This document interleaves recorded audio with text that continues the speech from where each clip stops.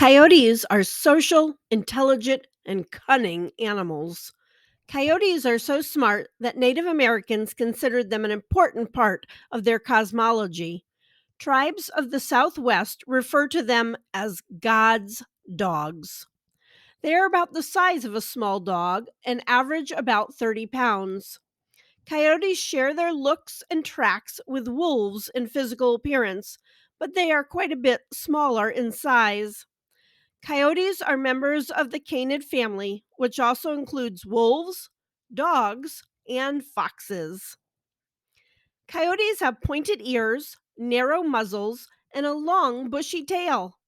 Their eyes are yellow. Dogs have brown eyes. There are 13 subspecies of coyotes in the United States of America. The coyote's fur color tends to vary depending on where they live. In the Southwest, they are lighter colored with tawny or whitish gray fur. Northern coyotes have thicker, denser fur and darker gray with brown and black markings.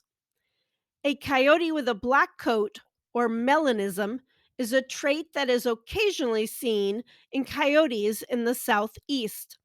This genetic mutation in coyotes is also found in black colored gray and red wolves, as well as in some dogs. This suggests that it became a trait through past hybridization with wolves. This is a coy wolf, a hybrid conceived in captivity between a male gray wolf and a female coyote. Coyotes sometimes breed with dogs and or wolves. Both coy dog and coy wolf hybrids exist. However, they are not common. Coyotes and dogs are unlikely to mate in part because they are antagonistic towards each other. In addition, their mating seasons occur at different times of the year. Pups from wild coyotes and dogs mating in the wild are less likely to survive due to the parents being unwilling to work together. The eastern coyote subspecies are thought to stem from pairings between the gray wolf and the western coyote as they expanded their territory. This was in part due to the human destruction of the wolf. Wolves had fewer of their own species to mate with. Males and females are generally monogamous and stay together sometimes for their lifetime. They are social animals that often live in small family groups. The female is only fertile for a few days a year, and they mate usually between January to March. After carrying her pups for about 2 months, the female will give birth to about 6 pups inside the den. These babies are small, blind, and almost completely helpless when they are born. Both parents help feed and care for them, but the mother does most of the work. Around 6 to 9 months old, the young coyotes will be able to live on their own without their parents. Males often leave the pack to find their own luck, but females stick around for much longer and sometimes help raise and feed the next litter. Their normal lifespan is 10 years in the wild and 18 to 20 years in captivity. Coyotes most often die from being shot, getting sick, or getting hit by cars. They are also preyed upon by wolves and mountain lions. Confession. Do you remember those "What I Did Over My Summer Break" essays that you had to write for school? In 2020, this was mine. Dear class, this summer I raised coyotes. It was a big secret. I couldn't tell anyone because some people hate coyotes. I don't know why. Mama Coyote was killed by a farmer. He was fixing the fence on the back of his farm. He saw a coyote and she looked threatening. Of course she did, because she had pups she was protecting. The farmer shot the coyote dead. His daughter heard the pups and rescued them. She brought them to me. I was so scared. They were very tiny newborns. I slept in the barn for 3 days with them. I ended up losing two pups to distemper. It's hard to raise coyotes. They are a lot like dogs and very playful. After they were weaned, I tried to help them learn that people are the bad guys. I wore a ghost costume so they would not associate food with people. Now they are safely free. Don't ask me where they are, 'cause I ain't telling. It was a hard summer with lots of work, but I don't regret raising coyotes. Predators are the best. Bye, Amy. This is Grace, and she was one of those young pups who was pretty sickly.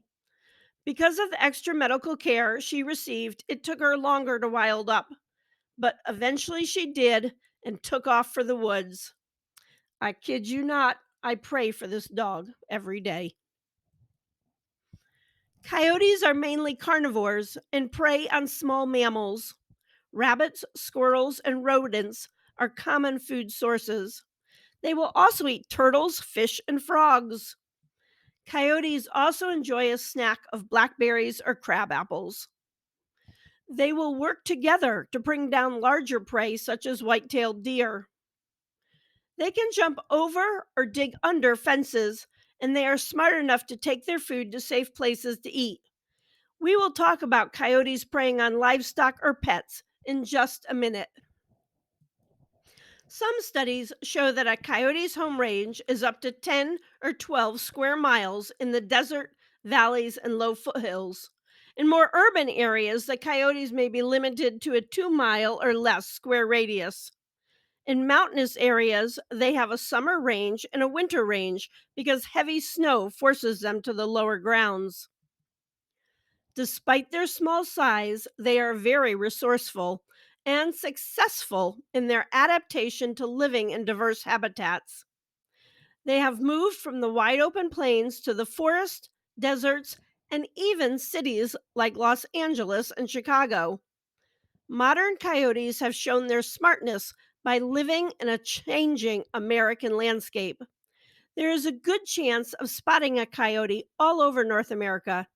In cities, green spaces are where you're most likely to see coyotes. This includes parks, preserves, walking, biking trails, and golf courses. If you spot a coyote, give it a lot of space. Since they are wild animals, they demand to be treated with respect.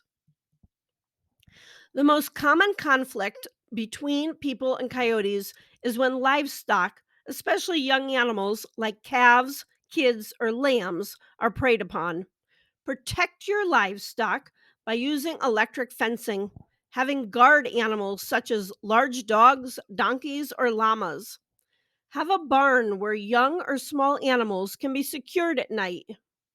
Motion centered lights are somewhat effective. Mow around animal areas to eliminate hiding places. Coyotes rarely attack people. Only a few incidents have been reported across the country, and they involve coyotes that were either habituated to humans or have tested positive for rabies. Dr. Stan Gert leads the Urban Coyote Project, which seeks to study how coyotes and humans coexist in large urban areas such as Chicago. If you are interested in reading some of the studies I found in my research, check out my blog on coyotes, which goes more in depth and has links to these research papers. Pet predation causes the biggest human coyote conflict. Cats do fall prey to coyotes and occasionally small dogs. However, these numbers are smaller than many pet websites lead us to believe. I honestly had almost no problems on the farm in Kentucky where I had several barn cats, baby goats, chickens, and a coyote pack in the woods. The only animals I lost were a duck family who marched into the woods to get to the creek. They did that by passing a farm pond on the way. Gert has studied coyotes in the Chicago and Los Angeles areas and finds that they eat similar foods to rural coyotes. Coyotes in the study ate primarily rodents and lagomorphs, which are rabbits, in addition to fruits. Gert and fellow researcher Paul Morey noted it was interesting that the coyotes did not become habituated to eating trash, which is a problem with bear populations. They did find that 1% of the scat examined in the Chicago study, out of a total of 1,429 samples, contained domestic cat remains. A study done in Los Angeles, California, showed a higher proportion of cats killed. The National Park Service compared suburban coyotes to urban coyotes. Their study found that the remains of domestic cats were found in 20% of urban coyote scat as compared to 4% of rural coyote scat. So, the best thing to do is keep your cats indoors and walk your dog. So, yes, I am a fan of coyotes and predators in general. They play an important role in the ecosystem. Studies have shown urban coyotes contribute to the control of excessive rodent populations. Remember these important tips if you have coyotes on your farm or in your suburban neighborhood. Never feed coyotes. Secure trash cans from all wildlife. Don't leave pet food outside. Keep cats indoors. This also protects songbirds. If you feed feral cats, put them on a schedule. Feed once per day, then remove the dishes. Feed in an open area with an escape route.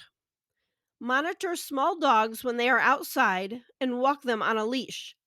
Better yet, go have fun at a dog park. Clean up birdseed around feeders. Don't leave orchard fruits on the ground.